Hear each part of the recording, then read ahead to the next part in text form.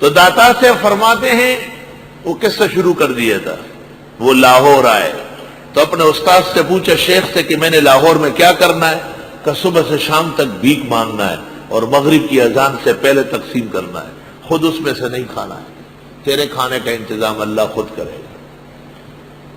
سید علی اجویری لکھتے ہیں دیوان میں کہ مجھے ہجویر سے لاہور تک بخار رہا, میں نے کبھی ماں سے روٹی نہیں مانگی, میں لوگوں سے بھیک کیوں مانگوں, لیکن شیخ کا حکم. سبحان اللہ, کیسے قدردان لوگ.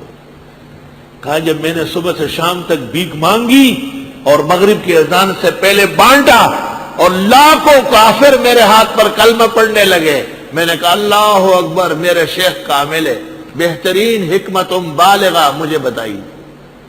اگلا دن بس لاہور جوک در جوک مسلمان ہوئے. الحمدللہ. یہ بات اس پر کہی کہ اپنے اساتذہ اور مشائخ کو اپنی خواہش اور عقل میں نہ تولو, اپنی خواہش اور عقل ان پر قربان کرو. ٹھیک, آپ کا کہنا ہے سلام کو. اور جنہوں نے اپنے بڑوں کی عزت کی اللہ نے ارض و سما میں اس کو عزت عطا کی, اور جس نے اپنے بڑوں کو ستایا یا ان کو دکھ پہنچایا انہوں نے باوجود اخلاص اور خیر خواہی کے ہمیشہ ذلت پائی ہے. احفظوا عندکم واکتبوا فی قراطیسکم, یاد رکھو اور اپنی کاپیوں میں لکھو اس بات کو. فلا تجعلوا للہ اندادا, نہیں بناؤ اللہ تعالیٰ کے ساتھ شریک, وانتم تعلمون, اور تم جانتے ہو اور سن رہے. اس آیت کے ذیل میں تفسیر ابن کثیر میں ایک واقعہ لکھا کہ ایک صحابی نے خواب دیکھا اور خواب میں ان کو کہا گیا کہ آپ لوگ عیسیٰ علیہ السلام کے پوجے کو شرک کہتے ہیں, عزیر کے پوجے کو شرک کہتے ہیں, تو یہ تم جو کہتے ہو لو شاء اللہ و شاء محمد, اللہ رسول چاہے, جیسے بدعتی کہتے ہیں اللہ رسول چاہے, یہ شرک نہیں ہے. صحابی نے نیند سے بیدار ہو کر حضرت صلی اللہ علیہ وسلم کو بتایا. آپ نے ان کو کہا یہ خواب میرے علاوہ کسی اور کو نہ بتانا, اور آپ نے اعلان کیا کہ اے لوگو واحدوا ربکم, اللہ کی توحید پر ایمان لاؤ, وقولوا لو شاء اللہ ولا تقولوا وشاء محمد. تفسیر ابن کثیر ذیل لایا. حضرت نے اعلان کیا, اور آگے پھر کتب احادیث میں آیا کہ جب کوئی کہتے لو شاء اللہ وشئتا, آپ غصے ہو جاتے, آپ کہ یہ کیا بات کہی آپ نے, لو شاء اللہ لفعل کذا ثم شاء من شاء, اللہ تعالیٰ چاہے تو ہوگا, اس کے بعد کوئی چاہے یا نہ چاہے. ما شاء اللہ کان وما لم یشاء لم یکن, لا حول ولا قوت الا باللہ. وہ صرف ترجمہ و تفسیر نہیں ہے, اصلاح معاشرہ ہے. عقائد اور نظریات اور معاشرتی چیزوں کی اصلاح فرض ہے. قرآن اس اصلاح کے لیے آیا ہے.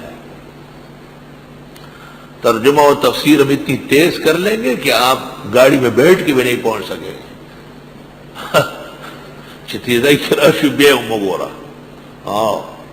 والدہ خبری ہو رہی سی جوڑ شئی سی بیماری مختم شی. الذی خلقکم, وہ جس نے تم کو پیدا کیا اور ان لوگوں تم سے پہلے تھے. اللہ تو وہ ہے جس نے بنائی تمہارے لیے زمین کو بچھونا, والسماء بناء, آسمان کو چھت.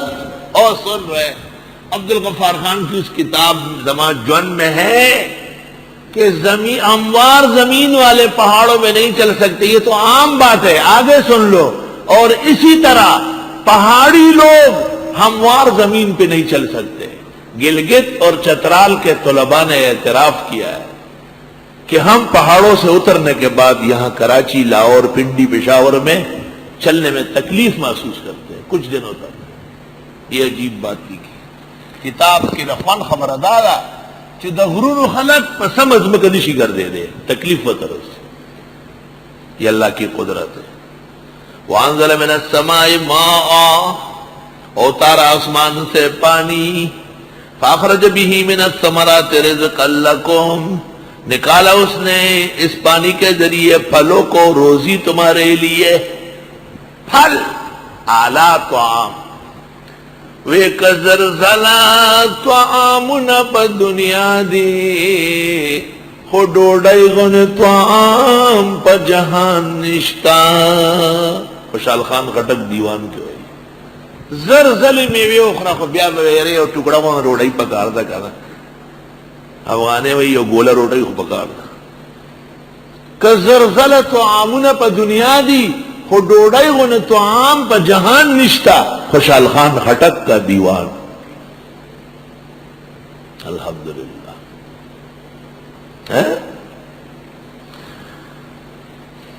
اللہ تعالیٰ نے کتنے پھل پیدا کیے، سبحان اللہ. پھلوں کا جہان، پھلوں کا جہان دنیا میں، اس کا نام ہے کراچی.